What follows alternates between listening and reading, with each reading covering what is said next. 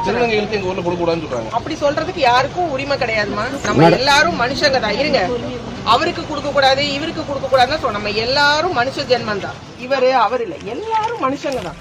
போனா அவ்வளவு பேருக்கும் இப்பெல்லாம் மயானத்துக்கு போனீங்கன்னா ஒரு டம்ளர் சாம்பல் தான். யாருக்கும் ஒன்னும் பெருசா ராஜாவா இருந்தாலும் அதுதான், கூலியா இருந்தாலும் அதுதான். யாரும் வீட்டுக்குள்ள வாடகைக்கும் அவங்களுக்கு இடம் கொடுக்கறது இல்ல, ஊருக்குள்ள யாரும் கொடுக்கறது இல்ல.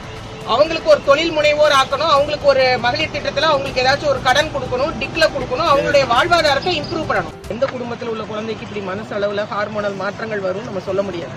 உங்களுக்கு ஒரு பாதுகாப்பான வீடு தரணும், உங்களுக்கு ஒரு அடிப்படை கல்வி இருக்கணும், உங்களுக்கு என்ன சிறு தொழில் பண்ண முடியுமோ நீங்களும் நல்ல தொழில் முனைவோரா தைரியமா இப்ப ரியாலாம் பாருங்க, இப்ப எவ்வளவு பெரிய அளவுல இருக்கு. அந்த மாதிரி கரெக்டா நீங்களும் வந்து முன்னால வரணும். இந்த தப்பு செஞ்சிறது அந்த மாதிரி ஒருத்தர் ரெண்டு பேர் இருப்பாங்க, அது எல்லாத்துலயும் தான் இருப்பாங்க, அது உங்கள மட்டும் இல்ல. அதெல்லாம் கொஞ்சம் நீங்க டீமா இருந்து நல்வழிப்படுத்தும். உங்களுக்கு அடிப்படையா என்னென்ன தேவையோ எல்லாம் நாங்க பண்ணி தரோம். பயப்படாது. சொல்லியிருக்கிறேன், உங்களுக்கு பிரச்சனை இல்லை.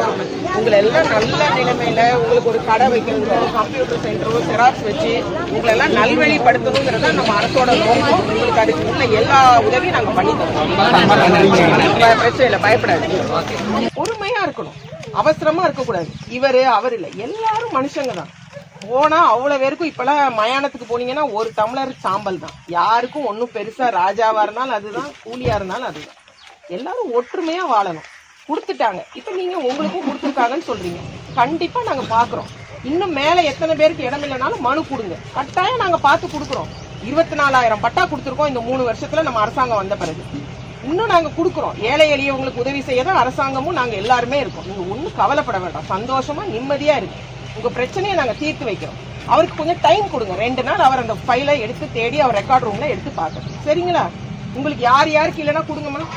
அது சமூகத்துல விளிம்பு நிலை மனிதர்களுக்கு நம்ம முழு சப்போர்ட் கொடுக்கணும். ஏன்னா அவங்களுக்கு யாரும் வாடகைக்கும் வீடு கொடுக்க மாட்டாங்க, எதுவுமே கொடுக்க மாட்டாங்க. அவங்க அடுத்து நம்ம எப்படி தொழில் முனைவோர் ஆக்க முடியும்? அவங்களுக்குன்னு ஒரு இடம் இருந்தாதான் அவங்களுக்கு ஒரு தையல் சொல்லி கொடுக்க முடியும், அவங்களுக்கு ஏதோ டிஃபன் கடை போட சொல்ல முடியும், ஏதோ ஒரு சிறு தொழில் சொல்லி கொடுக்கணும்ல. அவங்களுக்கு அவங்க வாழ்வாதாரத்தை பார்க்கணும்ல. எல்லாரும் சொன்னா கேட்டுக்குவாங்க, விடுங்க.